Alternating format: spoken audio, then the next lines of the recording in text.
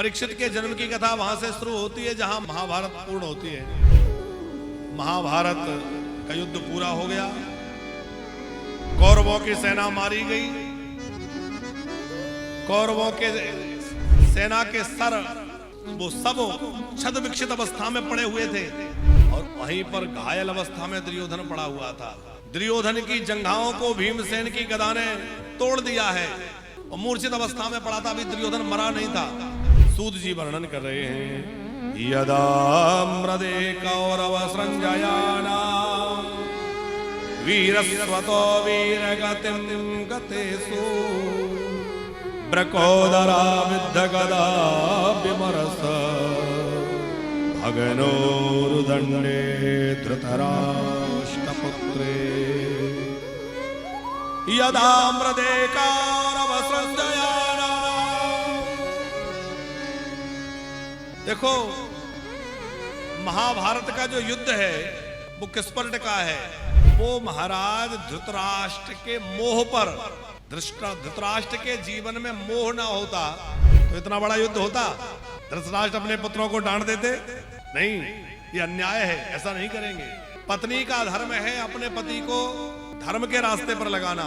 मान लो पति यदि गलत रास्ते पर भी जाए तो पत्नी का क्या कर्तव्य है कि धर्म का राह दिखा, नहीं वहां गलत काम नहीं, हम सीधे रास्ते चलते। गांधारी ने क्या किया? पति अंधे थे, खुद भी आंखों पे पट्टी बांध ली। आपने सबने देखा है ना महाभारत, गांधारी की आंखों पे पट्टी बंधी है। अब एक और तो देखा जाए तो वो महान पतिव्रता कि पति अंधे हैं तो मैंने भी आंखों पे पट्टी बांध ली।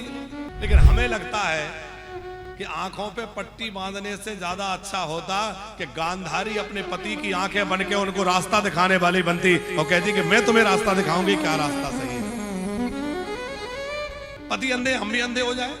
यद्यपि ये उनका पातिव्रत्य है, लेकिन उनके मोह के कारण इतना बड़ा महाभारत हुआ, हजारों हजार लोग मारे चले गए, कितना बड़ा नरसंहार हुआ। और उसके बाद दुर्योधन घायल पड़ा हुआ है, मिलने के लिए अश्वत्थामा आया।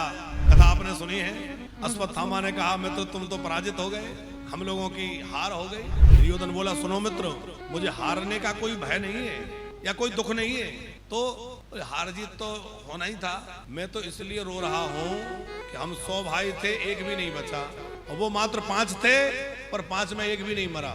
मैं तो चाहता था कि पांडवों की मृत्यु देखूं, पर अब तो क्या फायदा, मर ही रहा हूं। अश्वत्थामा ने कहा तो तुम्हारी आखिरी इच्छा मैं पूरी करूंगा।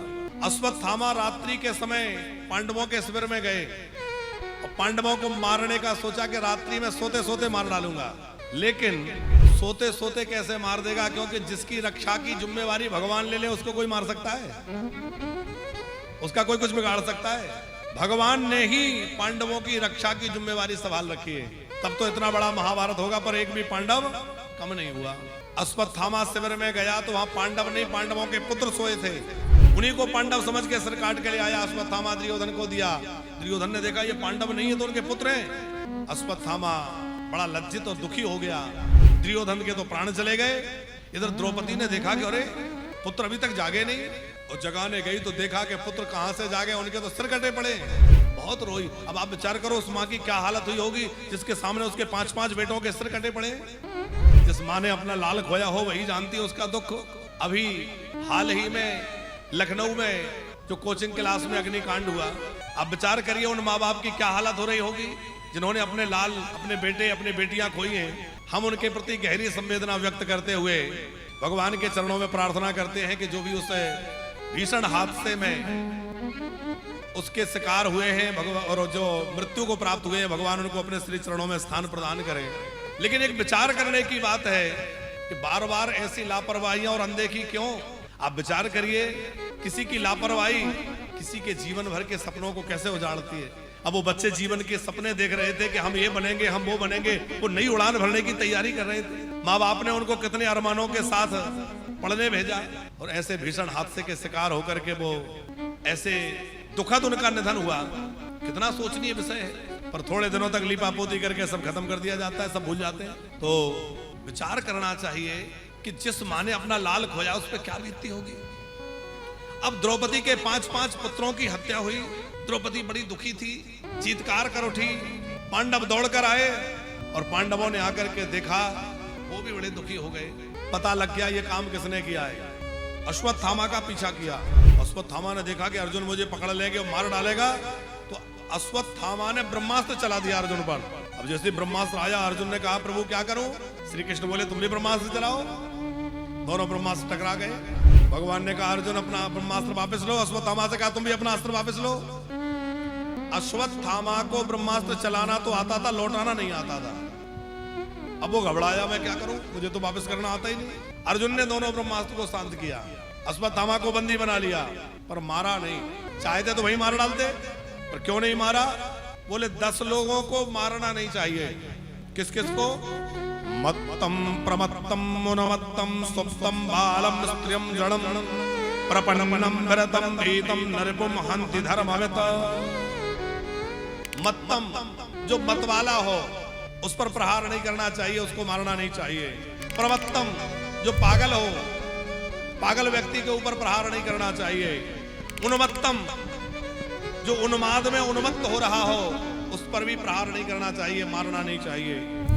सोए हुए पर प्रहार नहीं करना चाहिए, बालक पर प्रहार नहीं करना चाहिए, स्त्री को नहीं मारना चाहिए, और जड़ माने जो जड़ बुद्धि का है, बुद्धिहीन है, उस पर भी प्रहार नहीं करना चाहिए। जो शरण में आ गया हो उसको नहीं मारना चाहिए, जो रत विहीन हो गया हो उसको नहीं मारना चाहिए, असावधान पर प्रहार नहीं करना चाहिए, और बहुत ज्यादा डरे हुए व्यक्ति पर भी प्रहार नहीं करना चाहिए। हमारे यहाँ योगेश भैया, हमारे धर्म शास्त्रों में युद्ध में भी धर्म की चर्चा है। युद्ध भी होता है तो धर्म के साथ। तो आज की स्थिति क्या है? बोले धर्म में भी युद्ध हो रहा है, धर्म में भी खींचातानी मची है, लेकिन हमारे धर्म शास्त्र कहते हैं कि युद्ध भी हो तो धर्म के अनुसार होना चाहिए।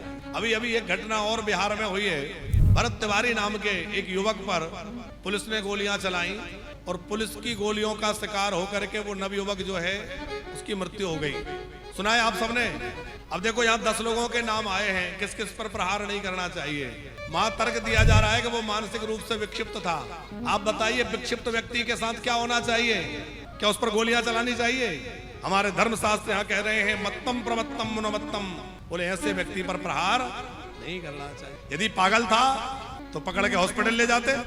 दूसरी बात, कहा जा रहा है कि उसने हथियार डाल दिया था। ये उसकी बहुत बड़ी गलती है कि उसने हथियार उठाया, ये उसका अपराध है कि उसने गलत रास्ता अपनाया, तो उसको दंड मिलना चाहिए था। हम उसका पक्ष नहीं ले रहे हैं, लेकिन विचार करने की बात है कि यदि उसने हथियार डाल दिया और समर्पण कर दिया तो क्या समर्पण करने के बाद मारना चाहिए? समर्पण हो गया फिर तो नहीं मारना चाहिए। फिर उसको क्यों मारा गया? क्योंकि कानून व्यवस्था सर्वोपरि है, और कानून व्यवस्था के हिसाब से उसको जो भी दंड हमारी न्यायपालिका देती वो होना चाहिए था। पर इस तरह से यदि अपराध बढ़ेंगे तो आप विचार करो कि फिर किस पर भरोसा करा जाएगा। पुलिस ही यदि इस तरह करने लग जाए, सत्ता के लोग ही इस तरह से मरवाने लग जाएं, तो फिर क्या होगा इस देश का? देश के हालात बड़े विचित्र हैं।